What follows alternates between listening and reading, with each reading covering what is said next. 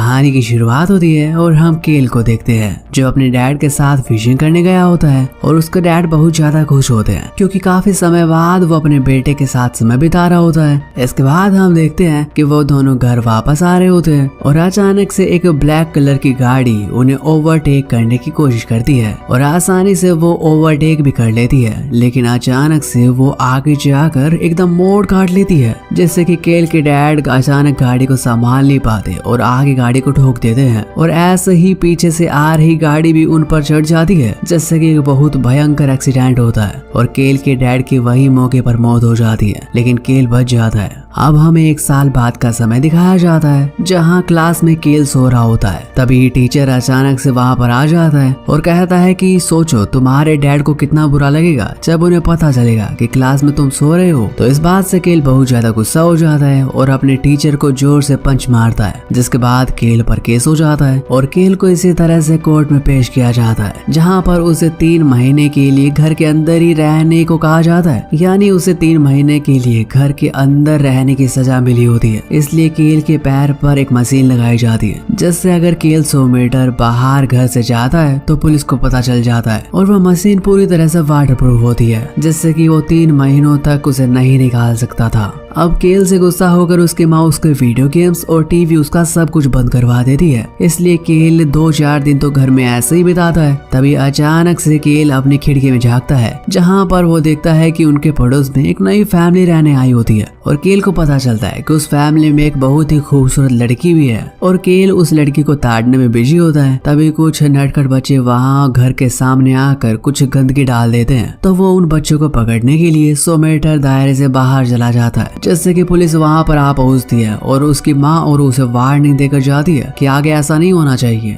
और यहाँ केल की पड़ोसन के सामने उसकी पहले दिन ही पोपट हो जाता है और इसी वजह से वो दिमाग लगाता है और वह अपने घर के 100 मीटर के दायरे के अंदर एक रस्सी लगा देता है जिससे कि वह बाहर ना जा सके और केल फिर अपनी नई पड़ोसन को फिर से ताड़ने लगता है और ऐसे ही वो आने जाने वाले सभी लोगों को देखता है और कौन किस समय क्या कर रहा है। और ऐसे ही केल का दोस्त रोनाल्डो भी वहाँ पर पहुंच जाता है और वह रोनाल्डो को अपनी नई पड़ोसन दिखाता है जो कि स्विमिंग कर रही होती है और आखिर में वो समय आ ही जाता है जिसका केल बेसब्री से इंतजार कर रहा होता है और वो अपनी नई पड़ोसन से मुलाकात करता है जहाँ पर हमें पता चलता है कि लड़की का नाम होता है एस्ले और एस्ले उससे थोड़ी देर बात करके वहाँ से चली जाती है। अब रात को केल न्यूज देख रहा होता है जिसमें न्यूज में बताया जा रहा था कि शहर की लड़कियां अचानक से गायब हो रही है और हाल ही में एक और लड़की गायब हो चुकी है और न्यूज में हमें पता चलता है कि किडनैपर के पास एक ब्लू कलर की मस्टैंग गाड़ी है और उसका बोनट आगे से ठुका हुआ है। अब फिर से केल अपनी पड़ोसन को ताड़ने लगता है और ऐसे ही उसकी नजर अपने दूसरे पड़ोसी पर पड़ती है जो कि अपनी ब्लू कलर की मस्टैंग गाड़ी लेकर आ रहा होता है और जैसा कि न्यूज में बताया जा रहा था उस गाड़ी पर भी आगे एक डेंट होता है और हमें पता चलता है कि उस पड़ोसी का नाम टर्नर होता है और वह अपनी कार से उतरता है और अपने गैराज के अंदर जाता है और यहाँ पर केल की खोपड़ी खनकती है कि कहीं ये वही बंदा तो नहीं जो किडनैप कर रहा है लड़कियों को। अब अगले दिन केल फिर से यही न्यूज़पेपर में देखता है और वो अपने दोस्त रोनाल्डो के साथ सारी पुरानी वारदातों को देखता है जिसमें लड़की को तरीके से किडनैप और उन्हें मारा गया था। अभी हमारा केल ठहरा अनाड़ी वह फिर से अपनी पड़ोसन को रोनाल्डो के साथ देखने लगता है, लेकिन अचानक से एस्ले की नजर उन पर पड़ जाती है और वो उनके घर पहुंच जाती है। अब बातें घुमाने के लिए केल उससे इधर उधर की बातें करने लगता है और कहता है कि क्या तुम उन लड़कियों के बारे में जानती हो जो कि उस शहर से गायब हो रही है और कहता है कि उनके पीछे टर्नर ही है। अब भाई एस्ले को भी इन चीजों में मजा आने लगता है और वह उनके साथ मिल जाती है और तीनों लोग टर्नर पर जासूसी करने लगते हैं। अब ऐसे तो बात बनती नहीं है, इसलिए वो उसके घर पर कैमरे फिट कर देते हैं जिससे कि वो उसकी हर हरकत पर नजर रख सके। अब टर्नर रात को फिर से एक लड़की को लेकर आता है और अब एस्ले और केल ये सब देख रहे होते हैं। तो इसी बीच एस्ले के घर से एक कॉल आती है और वो अपने घर पर चली जाती है और फिर केल अकेला उस पर नजर रखने लगता है और अब केल देखता है जो लड़की टर्नर के साथ आई हुई होती है वह अचानक से उससे दूर भागने लगती है और हेल्प मांगने के लिए चिल्लाती है। तभी अचानक केल से गलती से फ्लैश ऑन हो जाता है और एक फोटो क्लिक हो जाती है जिससे कि टर्नर उसे देख लेता है और यह सब देख उस लड़की को वो घर से जाने देता है और सावधान हो जाता है। अब अगले दिन टर्नर केल के घर पहुंचता है और उसकी माँ को सुपर मार्केट से लेकर आया होता है। अब केल को उस पर शक होता है कि अगला शिकार कहीं मेरी माँ ना हो और अब टर्नर सीधी बात ना करते हुए उसे इनडायरेक्ट तरीके से धमकी देकर जाता है। अब केल ये सभी बातें जाकर एस्ले को बताता है, लेकिन एस्ले बहुत ज्यादा बिजी होती है क्योंकि उसने अपने घर में रात को पार्टी रखी होती है, क्योंकि उस टाइम उसके पेरेंट्स घर पर नहीं थे और एस्ले बहुत सारे लड़कों को लेकर पार्टी कर रही होती है, जिससे कि केल को बहुत ज्यादा बुरा लगता है क्योंकि वह पार्टी में नहीं जा सकता था। तो केल लगाता है दिमाग कि भैया ऐसे तो नहीं बन पाएगी बात। तो वह अपना बड़ा वाला स्पीकर उठाता है और अपनी छत पर उसे ले जाकर जोर जोर से बजाने लगता है और उनकी पार्टी खराब करने लगता है। लेकिन एस्ले को यह बात बहुत ज्यादा बुरी लगती है। केल इनडायरेक्ट तरीके से उसकी तारीफ करता है और उसे प्रपोज करने लगता है। तो एस्ले यहीं पर पिघल जाती है और एस्ले उसे किस करने लगती है। अब वो दोनों किस करने में बिजी होते हैं। तो हम देखते हैं कि टर्नर अपने साथ अपने घर पर एक लड़की लेकर आता है और उसे मार डालता है और उसे एक बैग में बंद करके उसे गैराज की तरफ लेकर जाता है। लेकिन जब वह लड़की को ले जा रहा था तो केल और एस्ले टर्नर को देख लेते हैं। अब अगले दिन जब टर्नर सुपरमार्केट जाता है तो एस्ले उस पर नजरें गड़ाई होती है और केल के कहने पर रोनाल्डो उसकी गाड़ी में जाकर उसके गैराज का कोड निकाल लेता है और जब एस्ले अपनी कार में बैठ जाती है तो टर्नर भी उसकी गाड़ी में घुसाता है और उसे वार्निंग देता है कि मेरा पीछा मत करो और इस मामले में पड़ने की बिल्कुल भी कोशिश मत करना। अब एस्ले घर पहुंच चुकी थी, लेकिन उसकी धमकी सुनकर वह बहुत ज्यादा डर जाती है और कहती है कि सच में हमें इस मामले से दूर रहना चाहिए। अब हम रात के सीन को देखते हैं जहाँ पर रोनाल्डो केल के पास आता है और केल रोनाल्डो को गैराज में भेजता है क्योंकि रोनाल्डो का फोन टर्नर की गाड़ी में रह गया था।